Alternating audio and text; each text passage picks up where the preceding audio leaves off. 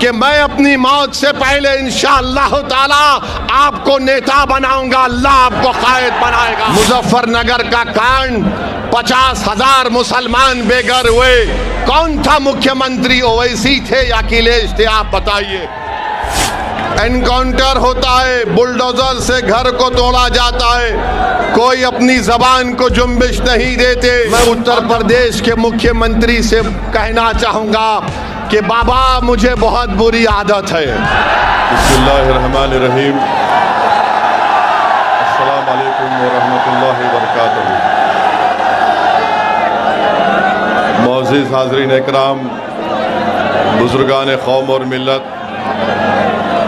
मेरी इज़्ज़तदार माँ और बहनों, गयूर नौजवान साथियों, मैं आप तमाम का दिल की गहराइयों से शुक्रिया अदा करता हूँ कि आपने अपना कीमती वक्त निकाल कर आज सहारनपुर की इस मुबारक सरजमीन पर, जो उलमा, मशाइखीन और मुहद्दिसीन की सरजमीन है, यहाँ पर आपने आकर हज़ारों की तादाद में मजलिस इत्तेहादुल मुस्लिमीन के एक जलसे को आपकी मौजूदगी से, आपकी दुआओं से आपने ना सिर्फ इसको कामयाब कर दिया, बल्कि आपकी मौजूदगी पूरी मगरबी यूपी को और उत्तर प्रदेश की हुकूमत को एक पैगाम देते हैं कि अब की बार इंशाअल्लाह ताला हम दरी नहीं बिछाएंगे, अपने नेता को बनाएंगे इंशाअल्लाह ताला।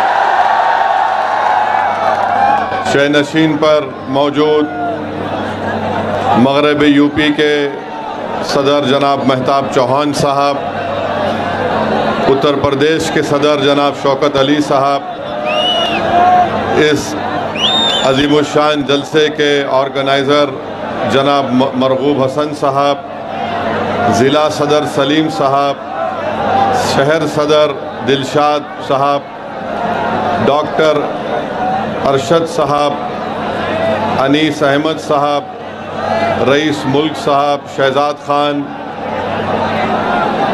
जनाब हरीश जाट, शोएब मंसूर साहब, साजिद हसन प्रधान साहब, मोहम्मद बिलाल साहब और मजलिस इत्तेहादुल मुस्लिमीन के तमाम ज़िम्मेदारान, मेरे अज़ीज़ दोस्तों और बुज़ुर्गों, आप जानते हैं कि मजलिस के जो मुखालिफीन हैं वो हमेशा एक झूठा इल्ज़ाम मजलिस इत्तेहादुल मुस्लिमीन पर लगाते हैं कि मजलिस इत्तेहादुल मुस्लिमीन एक फ़िरक़ा परस्त कम्युनल पार्टी है।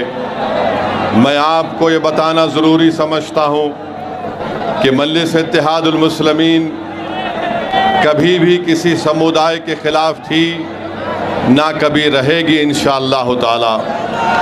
यकीनन जहाँ पर जुल्म होगा, जहाँ पर नाइंसाफ़ी होगी, जहाँ पर संविधान के मुताबिक हमको इज़्ज़त की निगाहों से नहीं देखा जाएगा, जहाँ पर हमारी इबादत गाहों को तोड़ने की कोशिशें की जाएंगी, जहाँ पर हमारी शरीयत में मदाखलत की बात होगी, तो यकीनन संविधान जिसको बाबा साहिब अम्बेडकर ने बनाया, मुझे इस बात की इजाज़त देता है कि मैं अपने हक़ के लिए लड़ूं, मैं एहतजाज करूं और मैं अपनी बात को संविधान के दायरे में रहकर जनता के सामने रखूं। आज इस बात को कहने पर मेरे हुकूक़ का मुतालबा करना, इज़्ज़त और हिस्सेदारी की बात करना, अगर ये फ़िरक़ा परस्ती है तो जो सियासी पार्टी हमको फ़िरक़ा परस्त कहती है, मैं ये समझता हूँ कि दुनिया के सबसे बड़ी फ़िरक़ा परस्त पार्टी तुम लोग हो, जो मजलिस इत्तेहादुल मुस्लिमीन, जो गरीब और मज़लूमों के हक़ और इंसाफ की लड़ाई लड़ रही है। मेरे अज़ीज़ दोस्तों और बुज़ुर्गों, अगर मैं तारीख़ में चला जाऊँगा तो मुझे ये कहना पड़ेगा कि उत्तर प्रदेश की आवाम ने बरसों कांग्रेस का साथ दिया, उनको इख्तिदार दिया, उनको सत्ता दी। आज बताओ, आज उत्तर प्रदेश में अगर मुस्लिम नौजवानों में सबसे ज़्यादा बेरोज़गारी है, अगर आज हम तालीम से दूर हैं, अगर आज हम जेलों में ज़्यादा हैं, तो इसका जिम्मेदार कौन है? इसका जिम्मेदार वो पार्टी है जिसको आपने वोट दिया था, हमारे बुजुर्गों ने ये वोट दिया था, ये समझ कर वोट दिया था कि नाइंसाफ़ी नहीं होगी। बाबरी मस्जिद की शहादत हुई, मरकज़ में किसकी हुकूमत थी बताओ? उस वक्त मुल्क का वज़ीर आज़म असदुद्दीन ओवैसी नहीं था, उस वक्त मुल्क का वज़ीर आज़म कांग्रेस पार्टी का था। हाशिमपुरा मलियाना का फसाद हुआ, कौन मुख्यमंत्री और प्रधानमंत्री थे बताओ, जो हमको आज फ़िरका परस्त कहते हैं। मेरे अजीज़ दोस्तों और बुज़ुर्गों, दूसरी तरफ आप देखते हैं कि मजलिस क्या पैगाम देती है। मजलिस ये पैगाम देती है कि अगर दलित खड़े होकर अपने नेता को कामयाब करने के लिए लड़ता है तो बराबर वो सही बात है। अगर उत्तर प्रदेश के मुख्यमंत्री गो उनका ताल्लुक़ बीजेपी से है, मगर आज आप जानते हैं कि उत्तर प्रदेश में अगर किसी को फ़ायदा हो रहा है तो उस समुदाय को फ़ायदा हो रहा है जिसका अंग्रेज़ी में लफ्ज़ शुरू होता है कैपिटल टी से, उन्हीं को फ़ायदा पहुंच रहा है।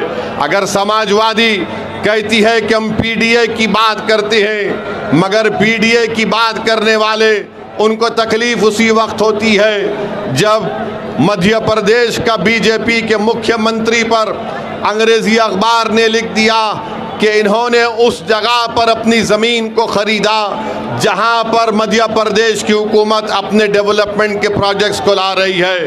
तो यही समाजवादी पार्टी के अध्यक्ष जनाब अखिलेश यादव साहब ने कह दिया कि बीजेपी एक यादव मुख्यमंत्री को हटाना चाहती है, वो फ़िरका परस्ती नहीं है। यही समाजवादी पार्टी जब वफ़्द का काला कानून नरेंद्र मोदी की हुकूमत पार्लियामेंट में बना रही थी, अखिलेश यादव की तकरीर आपके सामने है, सुन लीजिए यूट्यूब पे जाकर उन्होंने क्या कहा और क्या कहना चाहिए था। मेरे अजीज़ दोस्तों और बुजुर्गों, मुझे आप बताइए, अगर मैं संविधान के दायरे में खड़े होकर आज यहाँ पर कह रहा हूँ कि सहारनपुर में लकड़ी का काम मुतासिर हो गया और यहाँ से कारोबार जयपुर चला गया, तो क्या ये फ़िरका परस्ती है? क्या ये फ़िरका परस्ती है? बताओ, अगर सच्चाई को बयान करना फ़िरका परस्ती है तो खुदा की कसम अल्लाह जब तक मुझे जिंदा रखेगा मैं हक और सच को बयान करता रहूँगा। आप बताइए, एनकाउंटर होता है, बुलडोजर से घर को तोड़ा जाता है, कोई अपनी ज़बान को जुम्बिश नहीं देते, और जब हम कहते हैं तो कहते हैं कि माहौल को ख़राब करना चाहता है। अरे मेरे भाई, माहौल ख़राब जो कर रहा है, जो जुल्म कर रहा है, अगर जुल्म करने वाले को जालिम कहना फ़िरका परस्ती है तो तुम तैयार हो जाओ, हम रुकने वाले नहीं हैं, हम जालिम को जालिम बोलेंगे इंशाअल्लाह ताला। मेरे अजीज दोस्तों और बुजुर्गों, बिहार में पिछले साल चुनाव हुआ, मजलिस ने आरजेडी से कहा, कांग्रेस से कहा, हमारे अध्यक्ष अख्तरुल ईमान साहब ने खत लिखकर राजद के और कांग्रेस के नेताओं को लिखकर कहा कि हमसे समझौता कर लीजिए, हमको सिर्फ 6 सीट दीजिए, हम तुम्हारे साथ लड़ने को तैयार हैं। तो राजद और कांग्रेस के नेताओं ने कहा ये मजलिस फ़िरका परस्त पार्टी है, हम इनसे हाथ नहीं मिलाएंगे, इनसे बात नहीं करेंगे। आपको बताना ज़रूरी समझता हूँ कि हमारे 4 विधायक को राजद और कांग्रेस ने तोड़ लिया, इसके बावजूद भी हमने कहा चलो बीजेपी को रोकना है बिहार में, हम तुमसे हाथ मिलाने को तैयार हैं, मगर इन्होंने इल्ज़ाम लगा दिया कि हम फ़िरका परस्त है। किसी का साथ है और वो ज़मीन और आसमान का खालिक वो एक है, वो भी हमारे साथ है। तो तुम एक एक कहकर देख रहे हो, तुम एक एक हो जाओगे, हम हजारों की तादाद में आगे बढ़ते जाएंगे और अपनी सियासी लीडरशिप को बनाएंगे इंशाअल्लाह ताला। मेरे अजीज दोस्तों और बुजुर्गों, इसीलिए हम आपसे अपील कर रहे हैं कि चुनाव जब आएगा, चुनाव जब आएगा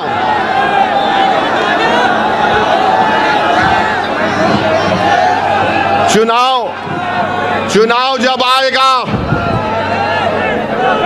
ये तमाम समाजवादी के लोग आपके पास आकर कहेंगे भैया को मुख्यमंत्री बनाना है। हम सत्ता में आ रहे हैं और हम सत्ता में आएंगे तो हम सब कुछ खत्म कर देंगे।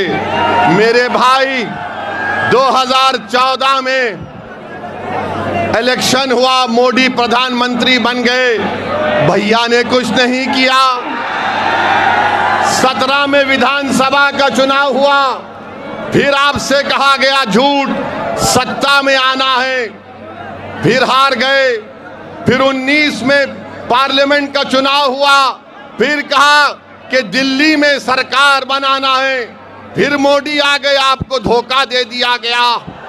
22 में चुनाव आया तो बोले नहीं, अब हम सत्ता में कैसा भी आ गए हैं। फिर आपने वोट दिया और आपने देख लिया कि फिर आपके भरोसे को धोखा दिया। मैं आपसे एक अपील कर रहा हूं, यकीनन बीजेपी को हराना है इंशाअल्लाह ताला।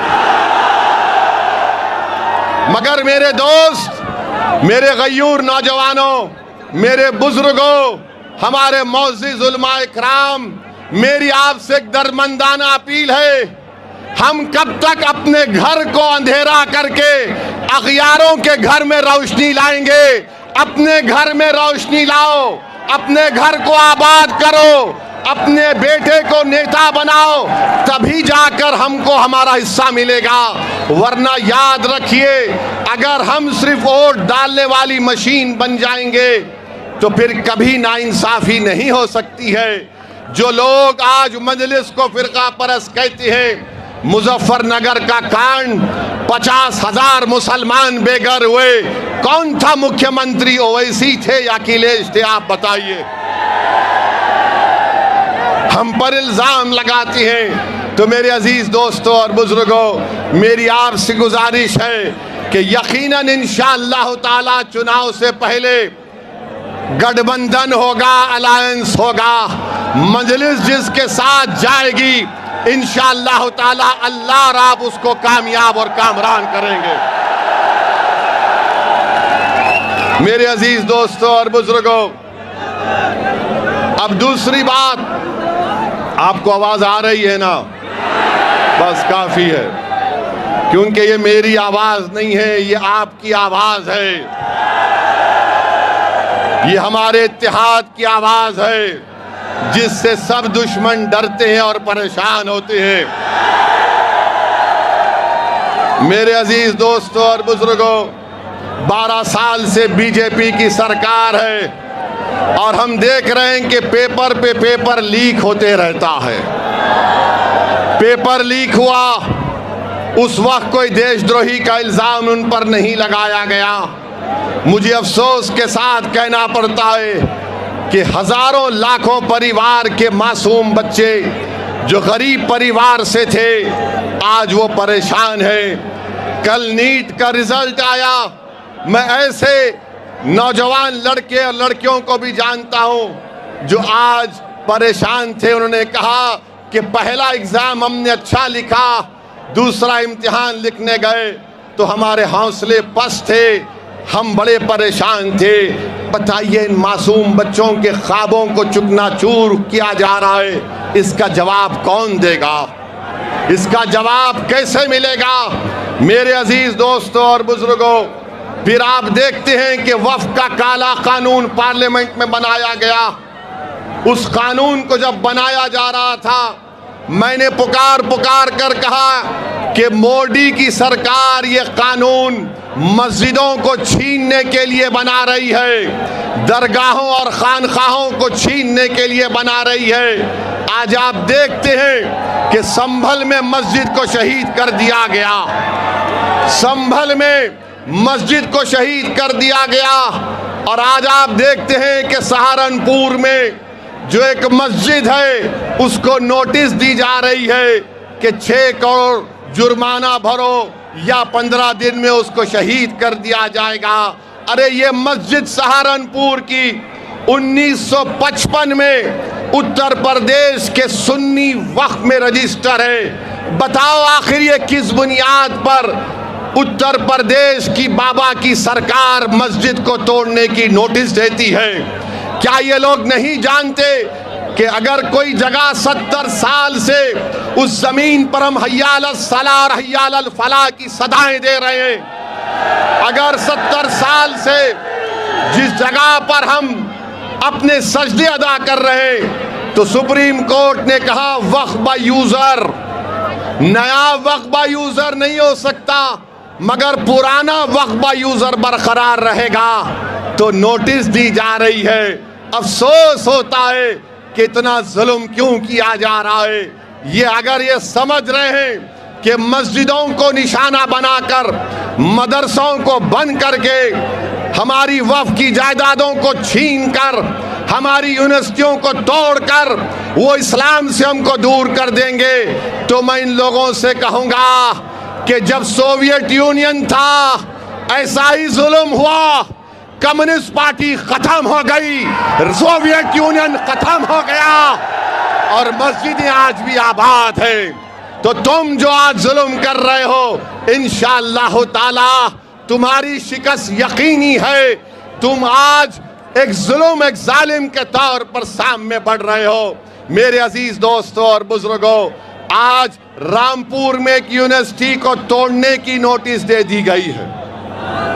रामपुर में आप बताइए, क्या ये नहीं जानते कि उत्तर प्रदेश में कितने मुसलमान बच्चे ग्रेजुएट होते हैं? 19-20% मुसलमानों की आबादी, सिर्फ 4% मुसलमान ग्रेजुएट होता है और आज आप एक यूनिवर्सिटी को तोड़ना चाहते हैं। क्या ये नहीं जानते कि उत्तर प्रदेश में 15 साल के ऊपर लड़के,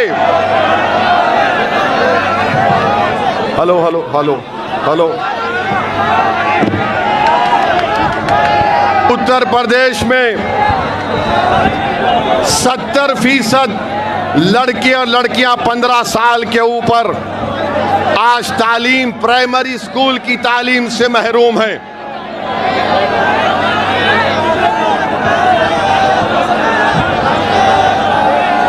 हेलो, चलिए चलिए, अब काम चलाएंगे, कोई बात नहीं, काम चलेगा।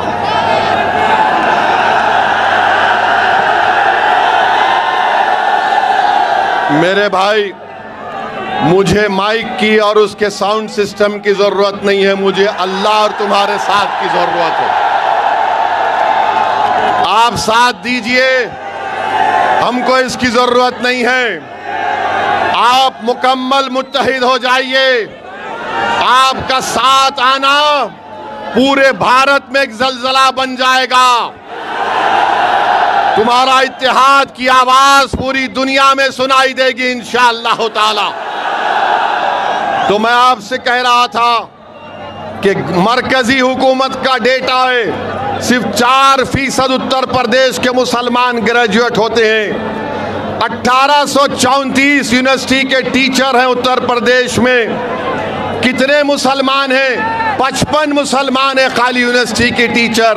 बताओ ये जुल्म नहीं तो क्या है कि आज उन 3000 बच्चे जो रामपुर की जौहर यूनिवर्सिटी में पढ़ रहे हैं, आप उसको तोड़ना चाहते हैं। ये बात लोगों के सामने आ गई कि मस्जिद को रोकना है जाने से, मदरसे में नहीं जाना इल्म हासिल करने के लिए, हिजाब नहीं पहनना, सर पे टोपी दाढ़ी नहीं रहना, कॉलेज जाकर तालीम हासिल नहीं करना।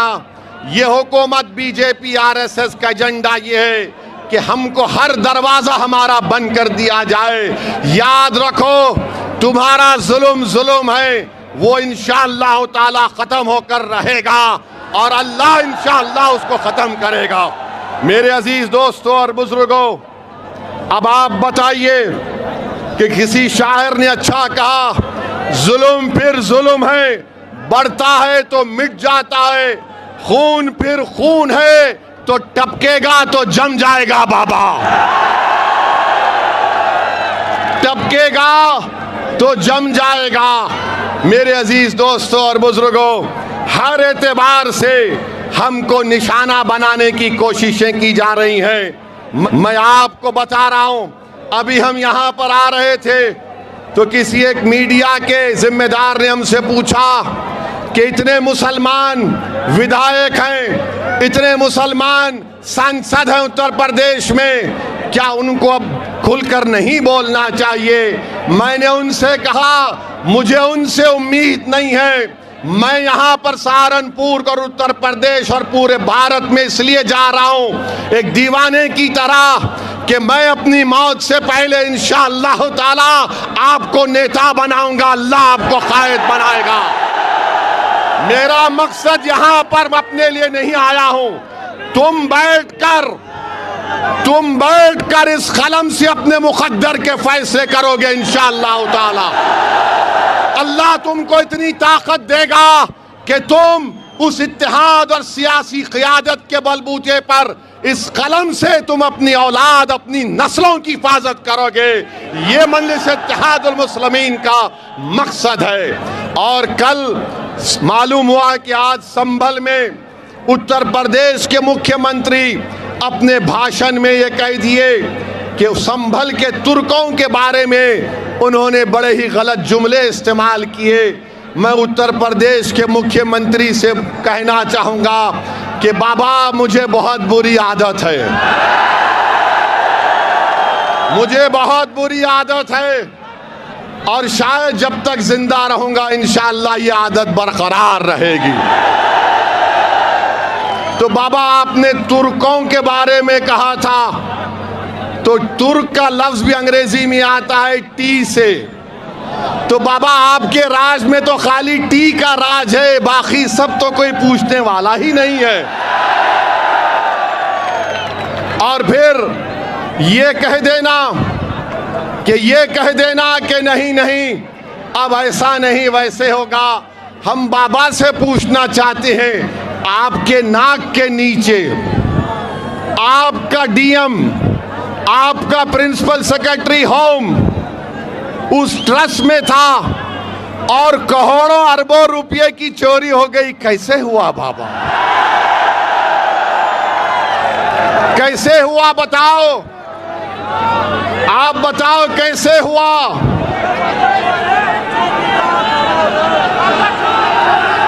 जोर से बोलो।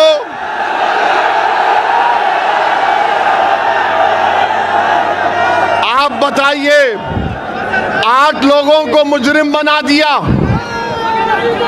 8 लोगों को मुजरिम बना दिया और चंपक को छोड़ दिया। 60 करोड़ का स्कैनर लगाना था, वो 60 करोड़ का स्कैनर नहीं लगाए। क्यों नहीं लगाए? लूटना था, लूटना था, लूटना था। तो मालूम हुआ वो पूरा काम आस्था के लिए नहीं था, वो काम लूटने के लिए था, लूटने के लिए था, लूटने के लिए था। अब हम हमारे हिंदू भाई बहनों से अपील कर रहे हैं, देख लो आप अब क्या हुआ, अब क्या हुआ। बाबा ने समझा कि प्लान ए चलेगा, प्लान ए से मतलब क्या? अयोध्या चलेगा। मगर वो चोरी और लूट पर फेल हो गया। तो बाबा ने अब क्या किया? प्लान एम निकाला, प्लान मुस्लिम।